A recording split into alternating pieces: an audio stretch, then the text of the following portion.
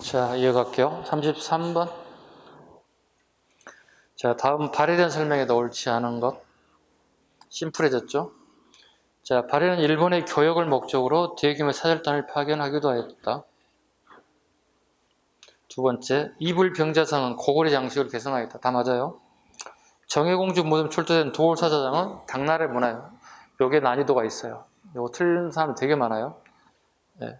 정혜공주 무덤에서 발견된 도울사자장은 당나라의 문화를 영향을 받고 있다. 맞아요. 발해의 영광탑은 고구려 영향을 받은 것이다. 아니요. 당나라의 영향을 받았습니다. 네. 그리고 이건 벽돌탑이라고 적었어요. 벽돌탑 또는 전탑이라고 합니다. 영광탑. 청나라 관리가 수리하다가 이 공자의 입회를 모신 게 영광전이거든. 영광전과 영광전처럼 되게 오래되었다. 그래서 영광탑이라고 하자 이렇게 명명을 하게 됐어요. 그래서 오늘날에 영광탑이 된 거예요. 영광탑은 지하에 특이증이 있어요. 무덤칸이 존재합니다. 빈 공간이 존재한다는 뜻이에요. 지하에는 무덤칸이 존재한다. 답은 4번. 영광탑에 대한 얘기. 하나 또 추가해볼까? 발해 도자기도 한번 보자고.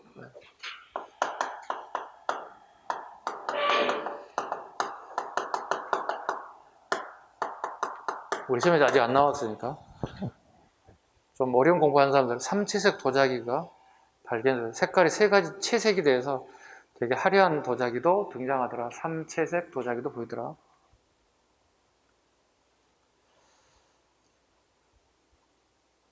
(34번) 가겠습니다.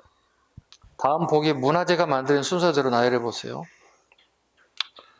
자, 보겠습니다. 쌍봉사, 철감선사, 승탑. 쌍봉사, 철감선사, 승탑. 일단 선종입니다. 일단 세기로 본다면 9세기에 선종이 들어왔으니까 9세기. 두 번째, 경주 첨성대. 선덕여왕시기 7세기. 선덕여왕 때 그 가장 대표적인 게 아시죠? 첨성대. 황룡사 구축목탑. 대표적인 것들.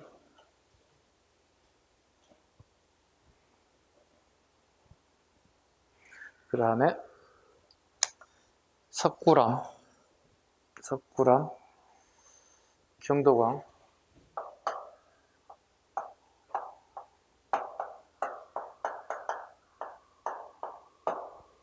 (7세기) 중엽.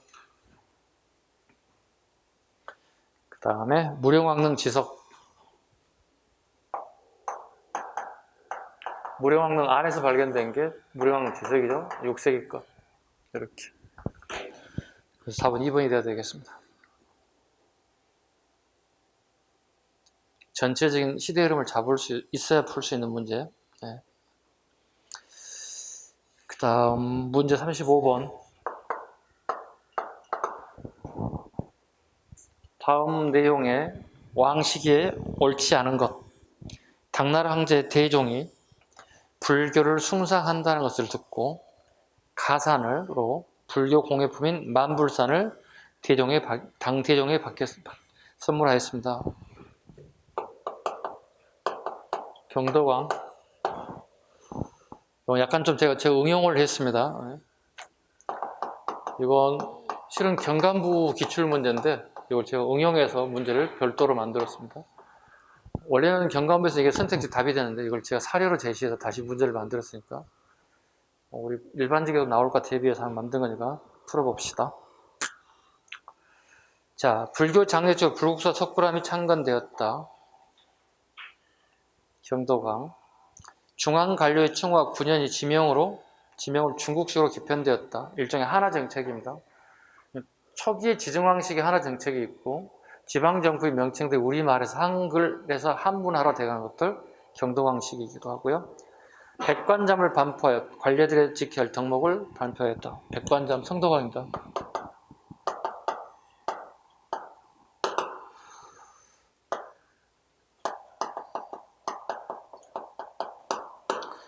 순서로 보면 이렇게 가야 됩니다. 성덕, 경덕 이렇게 가야 돼요. 성덕, 경덕, 해공왕 이렇게 가야 됩니다. 순서를 이렇게 성덕왕, 경덕왕, 성경해. 관료들의 지침서죠. 일종의.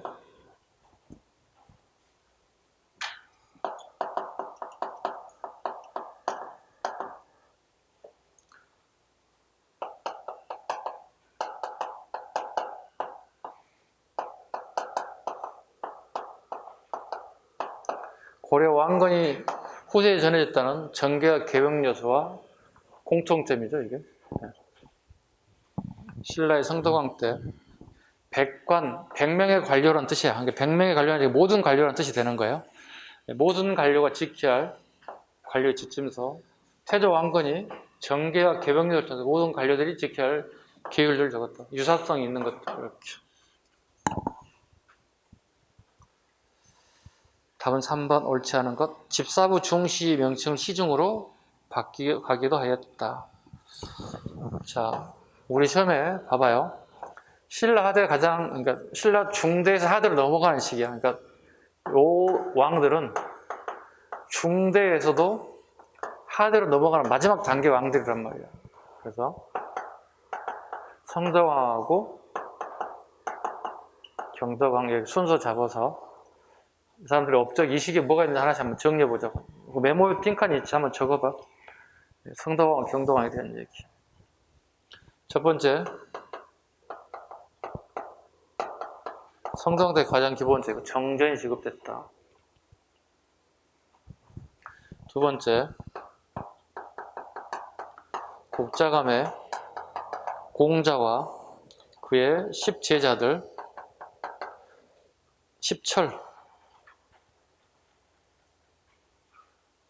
10철과 72제자의 화상이 안치되었다. 곧 이 의미를 보다 신라 당이 교류가 재개됐음을 의미한다. 교류 재개 의미를 가지고 있다. 한 60여 년 전에 나당 전쟁을 통해서 쪼개졌던 그 체계가 다시 봉합되는 의미를 가지고 있다. 국자감의 공자와 그의 10철 제자, 72제자 화상이 안치되었다.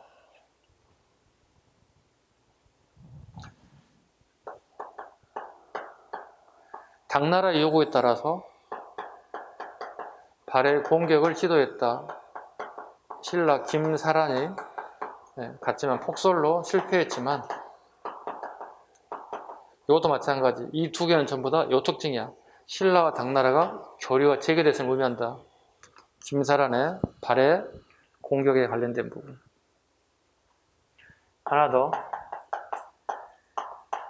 상원사 동종이 교조되었다. 이걸 구종이라고 보통 해죠. 왜냐하면 경덕왕 때 새로운 종이 만들어지기 때문에 그렇습니다.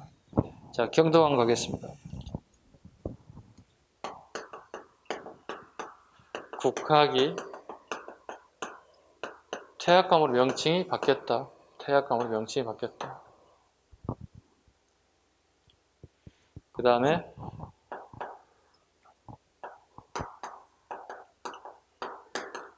노급이 부활되고 관료전이 폐지되었다. 그 다음에 상호사 동작 관련돼서 성덕대왕 신종이 제작이 완성되기가 시작됐다. 그래서 해공왕 때 완성이 되죠. 성덕대왕 신종 에밀레종 또는 같은 말로 뭐라고 한다? 에밀레종.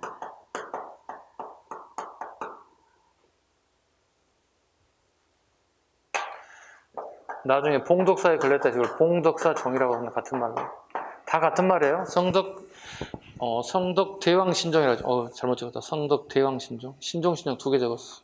오타. 성덕, 대왕, 신종 또는 에밀레종 또는 봉독사종이라 하더라고요. 성덕왕, 경덕왕 시기에 간단하게 나올 만한 것들 같이 잡아보시기 바랍니다. 마찬가지 또 성덕왕 시기에 백관잡이라는 단어도 같이 여기 집어넣으시면 되겠죠. 됐죠? 한번 정리하는 겁니다. 네. 됐죠? 35번 됐고요. 이제 우리 고려시대 중세국가를 한번 넣어가 보도록 하겠습니다.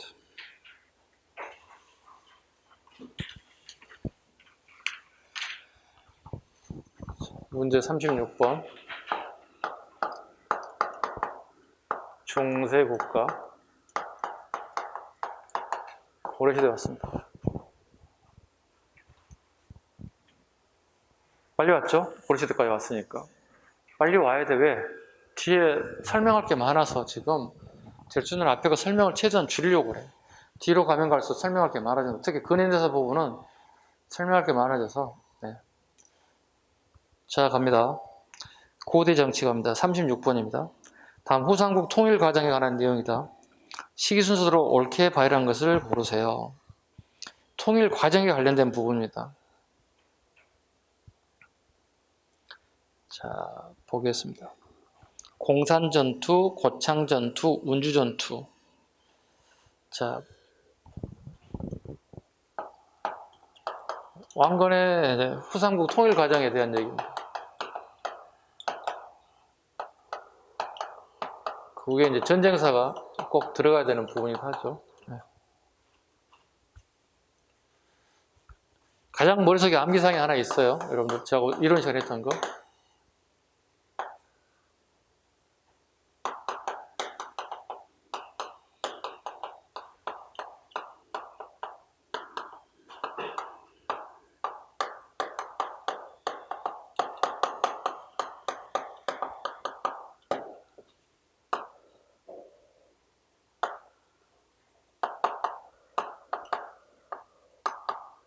이렇게 잡으면 돼요. 나주 점령입니다. 왕건이 백제 후미 지역이었던 오늘날의 전라도 나주 지역을 공산전투, 대구입니다. 팔공산이죠. 네, 신순경을 포함한 왕건의 부하 8명이 전사한 전투, 그 다음에 고창전투, 여기 전라북도 고창이 아니라 여기는 완동을 얘기합니다. 1, 2천입니다. 1, 2천 전투가 있었다. 오늘날의 선산, 오늘날의 구미시죠. 경상북도 선산을 포함한 1, 2 전투. 1, 2천 전투는 우리 견훤과 왕건이 군사를 끌고 백제 군사를 맡아들 전쟁에 승리한 전투. 백제 군사들이 견훤을 보고 되게 많이 항복을 해야 되는 전투가 됐다. 1, 2천 전투 보시면 되겠습니다. 일단 여기 기본적입니다. 먼저 혹시 이런 순서가 나왔을 때 금성공고, 나주공고에서 1, 2는 전투가 있었다. 살만 붙이면 됩니다. 네. 자, 공산전투. 심순경을 포함한 8명의 장수가 전사하게 됐다. 그래서 대구의 공산이 팔자를 붙여서 팔공산이 된 유래가 되었다. 왕건이 실패한 전투이기도 합니다. 그 다음에 고창전투. 여기 고창전투. 원래 안동입니다. 네. 여기 혹시 나온다면 차전놀이가 나올 수도 있겠다. 차전놀이가 유래되었다. 차전놀이가 유래되었다. 민속놀이입니다. 네. 차전놀이 유래되었다. 운주전투. 여기 홍성전투입니다. 네. 운주. 충청도 홍성에서도 승리하게 됐다. 백제에게. 고구려가요. 그리고 난 다음에 이게 운주전투 934년인데요. 그 다음에 니을에 보면 견훤의 금산서 집회가 있습니다. 네. 요거 935년에 이게 934년이고 견훤이 유폐됩니다. 어디에? 김제 금산사에. 누구에 의해서? 신금에 의해서. 첫째 아들, 넷째 아들. 견훤이 넷째 금강의 왕위를 물려주려 하자 신금은 부당함을 알고 그의 동생들과 함께 금강을 제거하고 신금이 그 자리를 차지하게 됩니다. 그리고 아버지를 백제 땅, 김제 금산 사이 유폐시켜서 아버지는 나오지 마세요. 앞으로 정치를 하지 마세요. 얘기하죠. 네. 그리고 같은 해 935년에 견훤은 탈출하게 됩니다. 네, 자기 부인과 그 다음에 일부 신하들 가지고 왕건에게 기부하게 됩니다.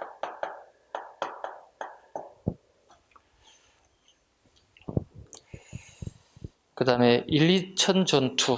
네, 여기 있습니다. 그 다음에 황산 전투.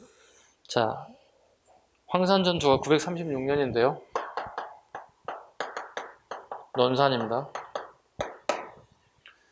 백제 멸망입니다. 신금이 죽죠. 백제 멸망.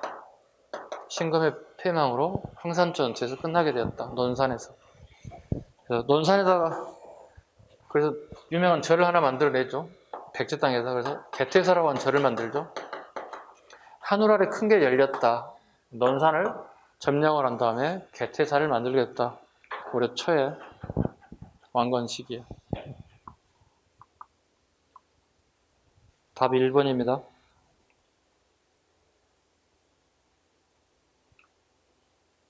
일단 가서 코드 잡으세요. 뭘 잡아야 돼? 이거 잡으면 돼요. 금성공고, 나주공고에서 1, 2는 전투가 있었다. 딱 적어버려서. 살만 붙이면 되니까. 지명이 옛 지명이 아니라 조금씩 바뀌긴 해요. 그죠? 공산이 대구고 고창이 오늘날의 안동이니까 명칭이 조금 바뀌었을 뿐이니까 잡으시면 돼요. 37번으로 갈게요.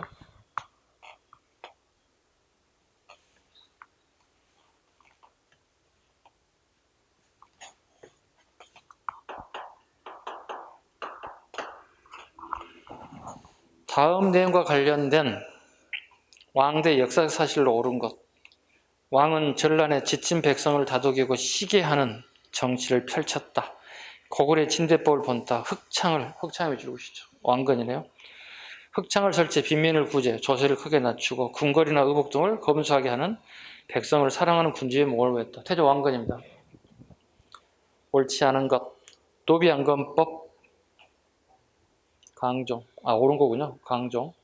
사신간제도, 기인제도. 답은 2번이네요. 네.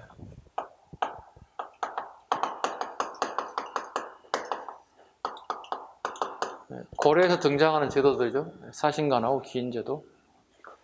기인은 인질제도죠. 지방 호적의 자재를 개성에다 잡아다 놓는 것. 반란 일으키지 못하게끔. 사신관. 중앙에서 사신관을 파견하죠. 관료로. 그리고 지방의 호장과 부호장, 추천권과 임명권을 가져가는 제도. 고려만이 가지는 특별한 제도. 이유는 왕건이 개성 촌놈이야. 그러면 충청도, 경상도, 전라도 지역을 잘 모른다는 거야. 그 지역의 인재가 누구인지. 그래서 그 지역을 가장 잘하는 사람을 사신관을 임명해서 그 사람들에게 호장과 부호장, 추천권과 임명을 가져. 추천권이지만 실상은 다 임명한다고 봐야 되겠지. 이런 권한을 가져가는 걸 사신관 제도로 한다. 답은 2번. 주현공거법. 현종 때 억울하게 형리가 된 사람들에게 과거시험 기회를 부여하는 게 주현공거법. 과거시험 기회를 주는 것, 주현공거법.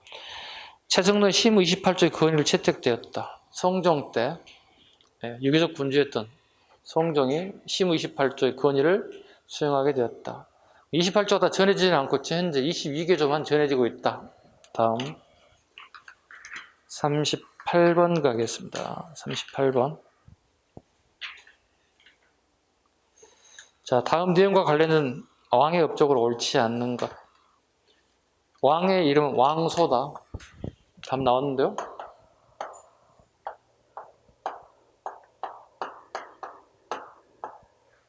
왕요 왕소. 태해 정광할 때 이렇게 정종, 태해 정광 경성 목편하죠. 왕요 정종. 이 두 사람은 형제입니다. 친형제입니다. 네. 친형제지만 모든 권력은 왕소에게 있었다. 왕이 되기 전 이미 형이 왕이 먼저 됐는데 이 사람은 거의 호수아비에 불과할 정도. 네. 왕소, 강령에 대한 얘기. 왕은 호족들의 세력 기반을 무너뜨리기 위해서 호족들이 소유한 노비 중 원래 양인이었지만 강제 및 불법적으로 노비가 된 자들을 다시 양인으로 해방시키는 노비 양건법을 전면적으로 실시했다. 뭐 왕소를 모르더라도 노비 양건법이 나타나면 당연히 중학생도 풀 수 있는 문제예요. 난이도 최하 문제. 옳지 않은 거 가겠습니다. 쌍기의 권유로 과거제 실시했다. 맞죠? 관리 공복제도인 자비청세, 이거 신라 건데요. 고려를 뭐로 바꿔야 되죠? 자단 비녹으로 바꿔야 되죠. 함정이 여기 들어가 있습니다. 색깔 가지고 말장난하는 것 수없이 많이 봤던 기출문제일 겁니다. 그래서 다시 한번 복습하라는 취지니까 맞히셔야 됩니다. 그 다음에 스스로 황제라 칭하고 광덕 준풍의 연호를 사용하게 됐다. 빈민구호기관인 제2보. 제2보 되게 잘 나왔어요. 제가 하프 모의고사 되게 많이 냈던 문제 중에 강정 때 제2보를 설치했다. 보고들은 뭐야? 돈을 가지고 불우한 사람들 돕는 일을 하게 되었다. 자, 문제 39번. 자, 39번 문제는 새로운 스타일의 문제. 보통 우리가 시무 28조만 주로 많이 공부하더라. 근데 5조 정책평을 공부를 많이 안 하는 경향이 있더라. 이번에 이걸 한번 출제하자. 왜? 다른 별 모의고사니까 그동안 다루지 않는 부분을 한 번씩 넣어줘야 되겠죠. 갑시다. 옳지 않은 것. 자, 최승로는 시무 28조를 올리면서 고려 초기 5왕의 치적을 평가했다. 그 내용은 옳지 않는 것. 왕에 대한 평가가 옳지 않는 거 곤란이라는 얘기야. 자, 39번 앞에다 좀 적어봐. 선생님이 예상 추천한 문제라고.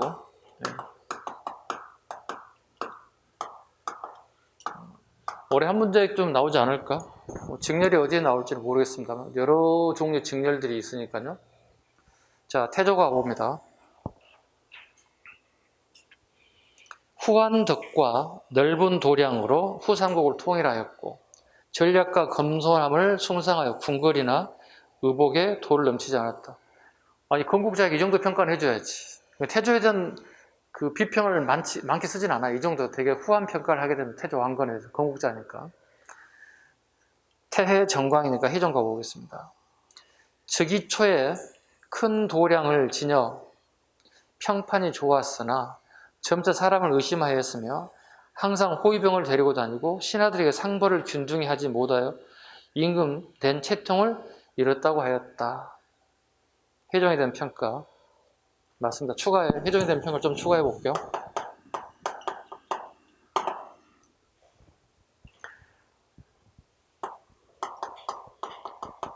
애갓집의 세력이 미화가였다.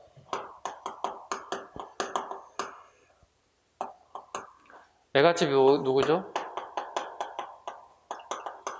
나주 오시세력 얘기합니다. 즉 나주의 호족이 오다련이라는 사람이죠. 그의 딸이 장하공주가 되죠. 장하왕후가 됩니다. 왕건의 첫 번째 부인이죠. 그 사이의 첫 번째 아들이 혜종이 장자가 돼서 왕이 됐다. 열심히 잘하려고 했으나 애갓집 세력이 미약하여 정치 세력이 그리 커가지는 못했다. 추가해봐요. 3번 최승로는 왕위를 넘본 왕주를 처당한 정종에 대해서 왕이 옵니다. 왕소형입니다. 정종에 대해 왕실을 보존하는 공이 크다고 했다. 그러나 정종이 도참설을 믿어 서경천도를 서경천도 믿었습니다. 서경천도를 하려고 했다. 왜? 여기는 자기 삼촌인 왕십념의 도움을 받으려고 합니다. 왕십념이 삼촌이죠. 이 사람 왕십념은 왕건의 사촌 동생입니다. 그래서 평양의 핵심 세력으로서 왕십념이 자리를 잡게 되었다. 서경천도를 간행하고 백성들에게 강제 부역을 시켜 백성들이 원성을 사기도 하였다. 물론 실패합니다. 강종 가보겠습니다. 태해 정황. 강정은 아랫사람을 A로서 대접하고 쌍기를 등용한 후부터 원만한 현명한 인재를 얻어 중하의 좋은 법을 성취하였다. X. 중하의 좋은 법을 성취하지 못했다. X. 비판했습니다. 추가. 강정구 추가합니다. 이래 그래서 나이 40을 넘지 못하였다. 그럼 뭐야? 나이 40 되기 전에 죽었다는 얘기야. 40이 죽었다는 얘기야. 많이 살아도 40을 살지 못했다. 덕이 부족했다. 태정강 경성이 와야 5왕이 되겠죠. 경종이 와야. 경종은 그 메모 부분에다 추가로 한번 적읍시다. 답은 4번이 맞아요.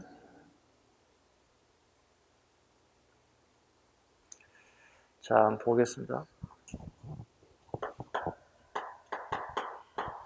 정치의 원칙을 알지 못하여 여러 신하에게 휘둘렸다. 이렇게 추가해 주시면 될 것 같습니다. 경종에 대한 평가가 되게 안 좋은 평가를 가지고 있습니다.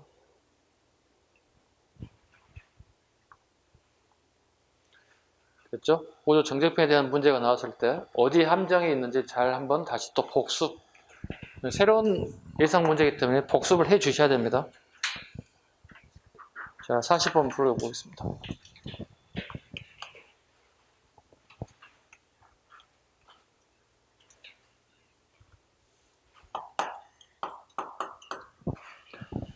다음 내용에 밑줄진 별무반을 만든 왕과 관련 내용으로 옳은 것. 자, 봐봐요. 숙종대 윤간이 여진을 공격하였으나 실패하였고 실패한 이유가 기병이었다는 사실을 보고하고 결과로 숙종대 건의에서 별무반을 만들게 되었다. 가장 기본이죠, 이 정도는 우리가. 자, 착각하시면 안 돼. 별무반을 만든 이유는 여진족을 공격하기 위해서 만든 게 아니었다. 뭐라고요? 실패했기 때문에 그 실패의 원인 분석을 했을 경우에 기병이 부족이든 만들었습니다. 이렇게 됐다는 뜻이죠. 아쉽게 다만 출전 준비가 끝났는데 갑작스레 숙종이 사망을 하게 되었다. 그 결과 그의 아들 예종이 즉위하고 윤간으로 하여금 별무반을 동원해서 공격하여 동북 부성을 빼앗게 되었다. 그 성을 쌓게 되었다. 그래, 얘네들이 계속 기습적인 공격을 통해서 더 이상 방어에 어려움을 줘서 우리가 다시 되돌려주고 말았다. 핵심이잖아요. 숙종과 예종에 관련된 부분, 별무반을 끊임없이 물어볼 거니까. 자, 문제 풀어봅니다. 별무반을 만드는 왕이니까 뭐가 되겠어? 예종이겠어, 숙종이겠어? 숙종이잖아. 만든 사람은 숙종이고 출동해서 땅 빼앗고 성을 쌓은 사람은 그의 아들 예종이니까 만든 사람이니까 숙종을 고르라는 얘기잖아. 첫째 지문 하나만 가지고 문제 풀어낼 수 있겠다. 자, 보겠습니다. 옳은 거 가보겠습니다. 주요 지역에 12목을 설치했다. 성종입니다. 성종 때 어떻게 처음으로 12목에 뭘 파견하게 되었다? 목사를 파견하게 되었다. 이제 왕권이 강화되고 있는 모습을 보이고 있죠. 두 번째, 인주 이씨와, 여기 인천이야, 인천. 인주 이씨와 연결된 법상정을 누르고, 귀족들 종파가 법상정이란 말이야. 법상정을 누르고 왕권 중심의 불교를 통합하기 위해서 의천이 개창한 천태종을 하였다.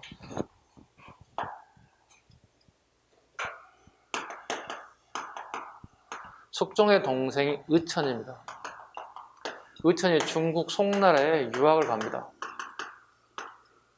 그리고 북청사에서 유학을 하게 됐고 돌아와서 또다시 북청사를 창건하게 되었다. 여기는 가장 대표적인 천태종이다. 천태종이란 하엄종에다가 선종을 합친 것을 우리는 천태종이라 한다. 한울 아래 가장 큰 게 뭐였다? 천태종이라 하더라. 그의 동생 의천과 관련되어 있더라. 답은 2번입니다. 네. 아버지 문종 때는 가지를 못했다고. 송과 거란의 애교 문제 때문에. 근데 자기 형이 왕위를 차지하자 여기 가까운 곳이 아니라 김포에서 밀항선을 타고 송나라까지 유학을 하게 되었다. 됐죠? 빈민의 구제와 질병을 치는 구제도감과 빈민에게 의학을 담당하는 해민국이 설치됐다. 그 구제도감 밑줄, 그 다음에 해민국 밑줄, 예종이라고 적어요. 고려 예종입니다. 예종 시기에 구제도감하고 그 다음에 해민국이 설치되었다. 4번 앞에다가 난이도 올려놔야 돼. 난이도 상. 잘 나오지 않는 지문들이야. 문제 41번 갈게요. 다음 글을 쓴 인물이 만난 국왕에 대한 설명을 옳은 것. 이 인물이 누구를 만났냐고 물어보는 거야. 송나라의 관리 서긍, 핵심이에요. 서긍 동그라미 쳐요. 서긍. 송나라 사신 서긍이 우리나라에 왔다고. 이때 우리나라 왕이 누구냐고 물어보겠다고. 고려 인종이에요. 인종이에요. 더 이상 안 읽어도 되겠는데요. 네, 인종을 만나서 고려 도경, 서긍이 송해 황제에게 보고하게 쓴 보고서가 고려 도경입니다. 그 당시 고려의 사정들 책으로 만들어서 송나라 황제에게 보고하게 됐다. 그때 우리 인종의 모습을 보이더라. 자, 보겠습니다. 옳은 것. 관악진흥을 위해 국자감에 7제를 설치하고 양형고를 두었습니다. 예종입니다. 1번 질문은 예종입니다. 예종. 두 번째, 평양에 기자를 숭배하는 기자사당을 해서 국가에서 제사 지내게 하였다. 2번은 숙종입니다. 숙종에 이것도 자주 기출되는 부분입니다. 주로 7급에 주로 많이 기출되는 지문이기도 합니다. 기자사당을 짓고 제사를 지내는 공간을 만들었다. 김이재의 건의로 남경신설을 추진하였다. 숙종입니다. 숙종 때 경주 동경에서 남경으로 오늘날에 서울로 옮기려고 하는 풍수지리의 적용을 얘기하고 있다. 숙종 시기. 4번 묘청, 정지상, 백수환 등의 서경천도론, 궁극정벌론, 칭제고는 등을 내세웠으나 김부식 등에 의해서 자제를 내서 묘청의 난이 일어나겠다. 답은 4번이 되겠습니다. 새로운 유형의 문제입니다. 이건 새로운 유형의 문제이기 때문에 잘 풀어주셔야 된다. 자, 좀 보겠습니다.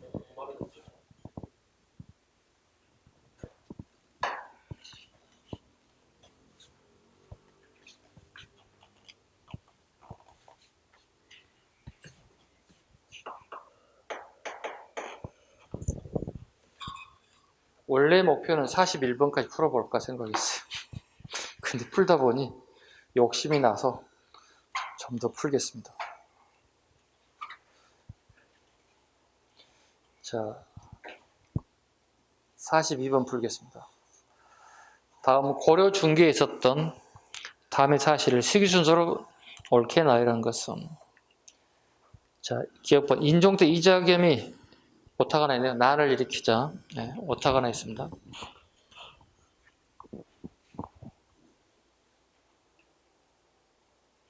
난을 일으키자 척준경을 해유하여 이자겸을 공격, 정계에서 숙청된 이자겸은 전라도 영광으로 유배되었습니다. 예, 이자겸이 숙청에 관련된 부분. 예. 12세기 초 영광을 유배는 끝난 거죠. 이거 이 정도면. 예.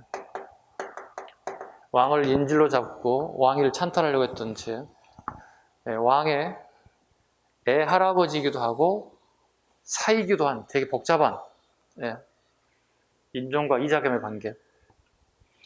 두 번째, 이자겸 난 이후에 왕권이 실추되자 묘청의 서경천도 등을 추진하고 묘청의 건의를 받아들여 서경의 대항을 건립하게 되었다.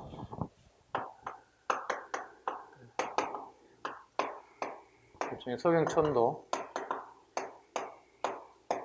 대야공을 건립하게 되었다.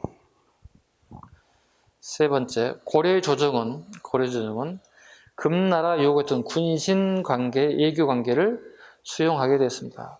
금가의 군신관계. 1126이죠.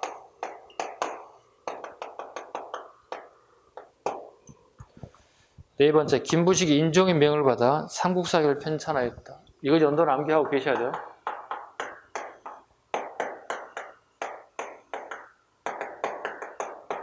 삼국사기를 편찬하게 되었다. 되게 어밀주말에 붙어있죠. 네, 디귿, 기역, 니은, 율 답은 4번이 되어야 되겠습니다.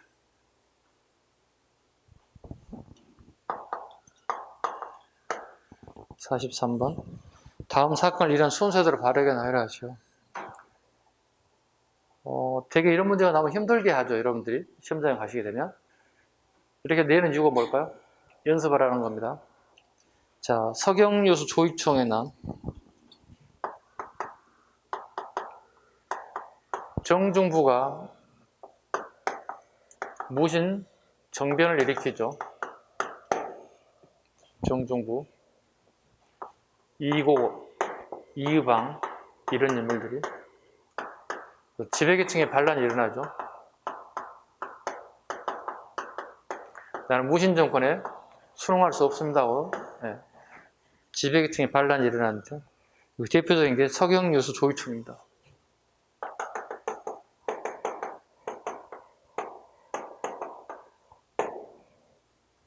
그 다음에 김보당,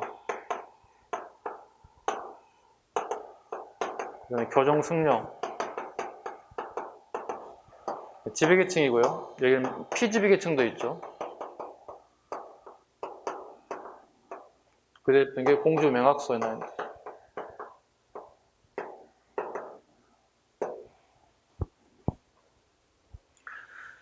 두 번째, 이음이 권력을 잡게 되었다. 자, 정정부, 경대승, 그 다음에 여기가 이음인입니다. 일단 순서가 그러면 기역, 니은 순서를 일단 가야 되겠죠. 그 다음에 김삼의 효심. 이음이 권력을 잡았을 때 피지부 계층, 여기 김삼의 효심입니다. 김삼의 효심이 난이 발생됐다. 1번, 2번, 3번 그대로 오면 됩니다. 1번, 김준, 이면 등이 무호정변을 일으켰습니다. 무호정변.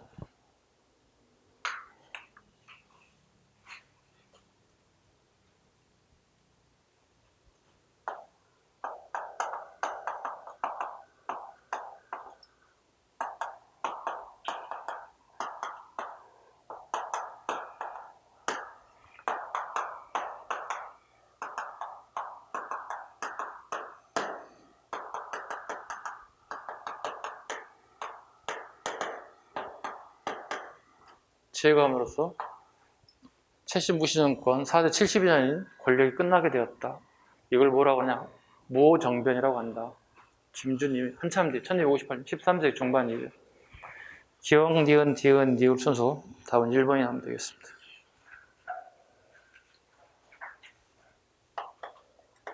두 번째 44번. 무신정변 제가 사료 드린 적이 있나요? 새롭게 만들어서? 드렸죠? 안 받은 사람 있나요?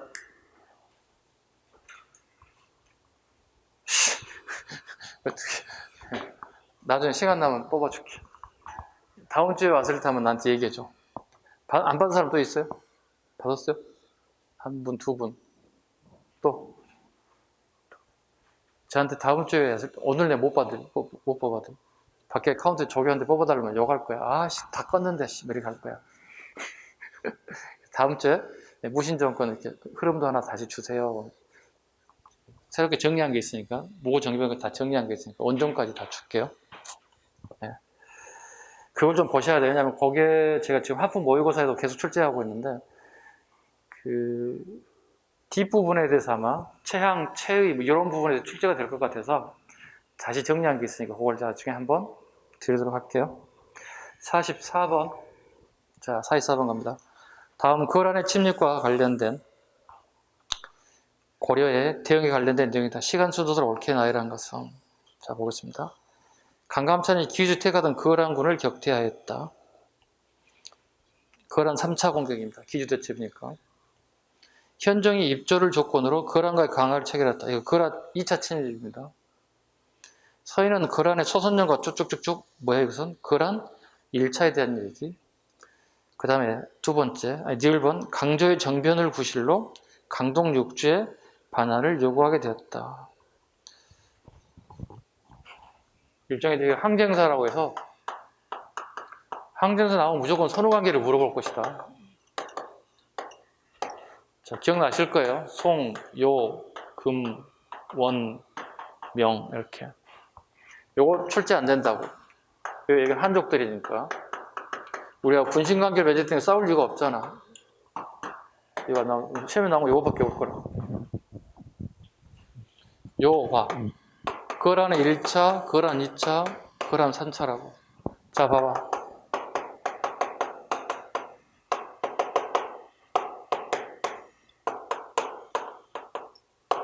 자, 서희의 예기적 노릇에서 강동 육지를 획득했다. 맞죠?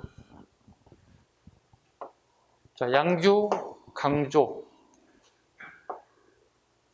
양규와 강조가 분투했다. 강조의 정변으로 왕이 바뀌게 됐다. 목종이 딸리고 현종을 옹립하는 것에 대해서, 즉 내정 간섭까지 곁들여져 있다. 또 1차 때 약속했던 거 있어. 거란의 연호를 사용하고 거란과 통상을 하고 소음과 단교를 하고 이 모든 걸 우리가 약속을 지키지 않았어. 두 가지 트집을 잡고 다시 오게 됐다. 그때 하려고 했던 대표적인 장수가 양규하고 강조다. 강조. 3차 강감찬이 기주에서 그에게 승리하게 되었다. 기주 대첩을 하더라. 그 다음 여기는 안 나와있죠. 요 다음이 되게 중요해. 강감찬이 건의한 세 가지가 있다. 시험에 단골 메뉴야 이게. 무조건 나오게 돼 있어요. 세 가지 한번 얘기해 볼까요? 응? 천리장성 축조. 또요? 간목 양마법. 또요? 응? 나성 축조. 오, 좋아요. 이렇게 공부한 사람들 있어서 되게 좋다. 네, 물어보고 딱딱 나와야지. 네, 고려 예각에 궁궐 있는 개성 예각에 성을 쌓자. 천리장사를 축조하자. 물론 이때는 사용하지 못하고 덕종 때부터 정종 때까지 해서 성을 쌓게 됩니다. 어디서 어디까지? 압록강에서 도련포까지 압도적으로 쌓았다. 말을 빨리 많이 길러서 우리 기병을 강화시켜야 한다. 금은여고에 아까 잠깐 언급드렸던 내용 중에 하나입니다. 숙종하고 예정 때 아까 뭐 하나 만들었는데? 변무반을 만들었죠. 변무반을 만든 이유는 뭐였습니까? 우리가 여진을 정벌을 목적으로 만든 게 아니라고 그래서 출발점이 뭐라고? 우리가 깨졌기 때문에 만들었다고. 상대방의 기병이 너무 셌기 때문에 깨졌기 때문에 만든 게 별무반이라고. 그 결과 별무반 출정식에서 동북 구성을 축조하게 되었다. 그러나 얘네들 반격에 대해서 결과적으로 우리 되돌려주고 말았다. 그래, 몽골에 1, 2, 3, 4, 5, 6 이렇게 나올 거라. 박서의 노력으로 진격을 막았다. 근데 일부 몽골군 인사들이 충주까지 내려가기도 하더라. 충주까지 내려가더라. 이때 우종주라고 하는 양반 별초들이 노병 별초들에게 못된 짓을 하게 되더라. 몽골들이 왔을 때 자기들 도망가고 노비 별초들이 몽골군을 격파하고 나중에 그 공을 가져갈까봐 절도범으로 은으로 만든 그릇, 숟가락, 젓가락을 절도했다고 모함을 해서 노병 별초들을 화나게 만들고 이 못된 양반들의 모습을 보인 게 1차 때 우종주라는 걸 꼭 기억하셔야 돼요. 아셨죠? 2차 우리 김윤우가 경기도 여긴 처인성에서 승리한 것. 3차 우리 문화재가 되게 많이 피해를 본 것. 4차 전에 칸이 죽어서 다시 되돌아간 얘기. 5차 김윤호가 다시 충주에서 승리한 내용들. 6차 우리의 가장 피해가 많은 전투. 대략 소홍여 금원명에 대한 얘기, 선후관계를 물어볼 때 무조건 답이 쉽게 안 나오면 무조건 쓰세요. 시험장 옆에다 사이트에다가 소홍여 금원명 선생님 쓰듯이 쭉 적어보라고. 오케이? 그러면 문제 쉽게 풀릴 수 있을 겁니다. 답은 4번이 되겠습니다. 45번 갑니다. 경제 파트.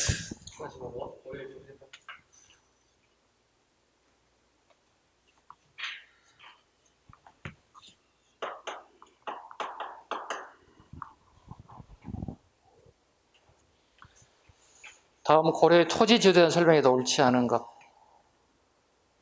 시정 전식과는 사색 공복을 기준으로 나누어 전지를 지급하였다. 맞죠? 정확하게 맞습니다. 사색 공복 뭐죠? 자, 단, 비, 녹. 두 번째, 개정 전식은 전 현직에게 인품을 배제하고 관직만을 기준으로 수조권을 지급하게 되었다. 맞죠? 개정 전식 특별히 알아야 할 토지 제도는 뭐가 있다? 군인전과 한해가다. 2번 지문에 개정 전식 끝에 추가.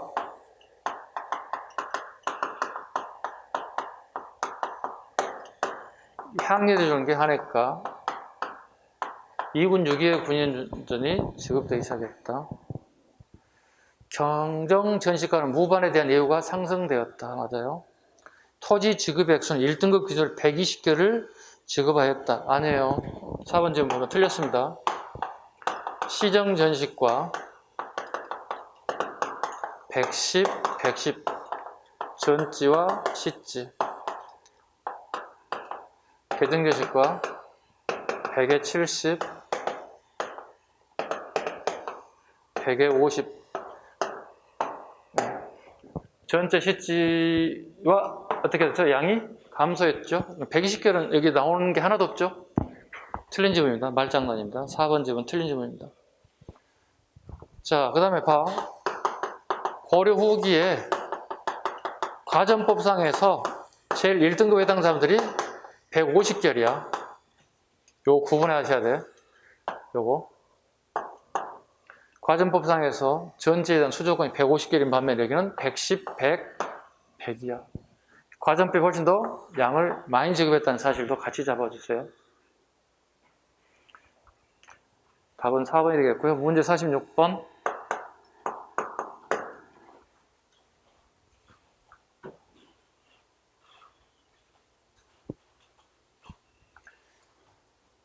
칠판도 더러워지고 글자도 막 휘날리고 괜히 마음만 급해지고 천천히 풀어도 되는데 누가 쫓아가는 것도 아닌데 많이 풀어볼 요량으로. 왜 뒤로 가면 갈수록 설명이 좀 많아져야 할 것 같아서 좀 빨리 달려보고 있는데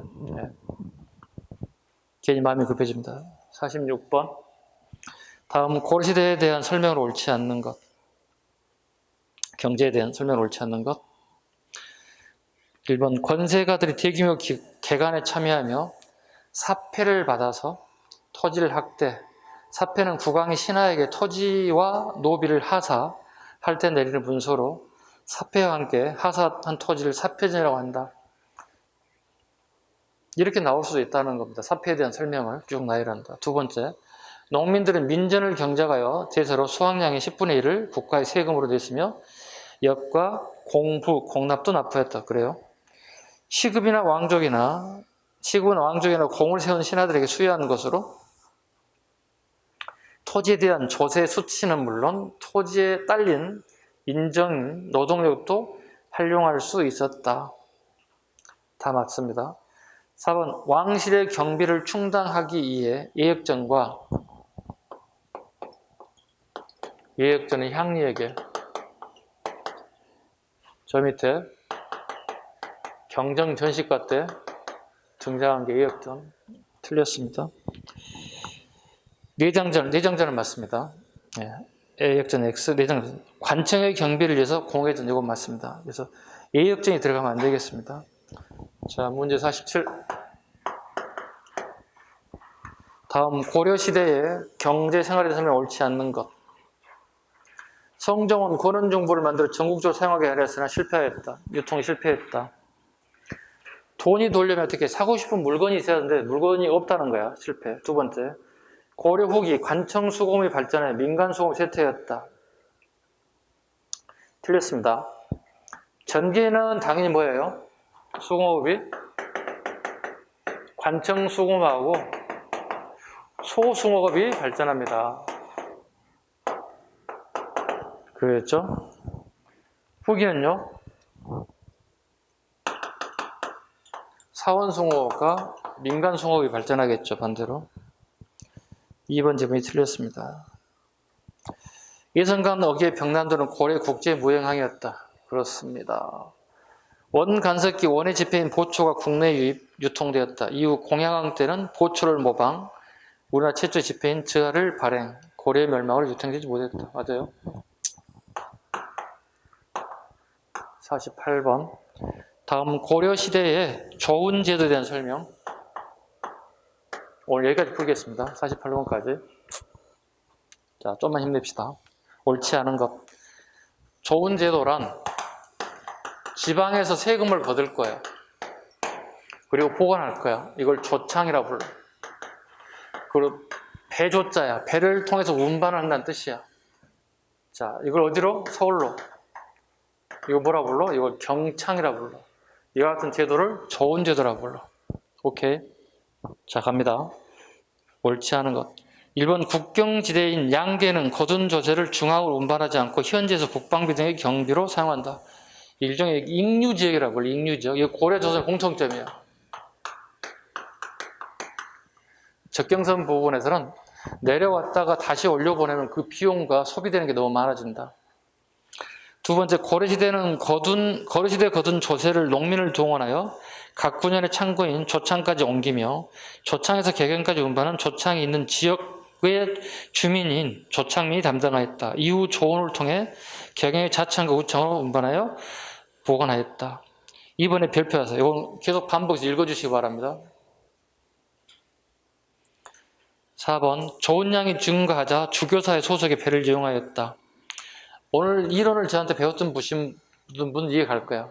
주교사는 정조임금이 한강을 건널 때 배다리를 만드는 주무관청이 주교사라고 그랬어.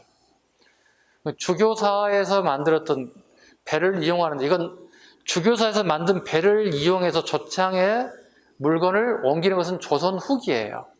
기억 잘 하셔야 돼. 일단 주교사가 나오면 안 돼, 일단. 왜? 고려시대에 주교사가 등장하면 안 된다는 거야. 왜? 조선후기 정조 때 등장하는 배다리를 만든 관청이기도 해요. 틀린 지문입니다. 4번, 지방에서 거둔 조세를 모은 후 2월부터 4월 5일까지 개경을 운반했다. 통상 2월에서 5월까지 운반을 목적으로 하게 되었다. 맞습니다. 답은 3번이 틀린 지문이 되겠습니다. 오늘 문제를 여기까지 풀 거고요. 네, 다음 시간에 고려 사회부터 나가는 걸로 하겠습니다. 자, 수고 많으셨고요. 다음 주에 뵙겠습니다. 수고하셨습니다.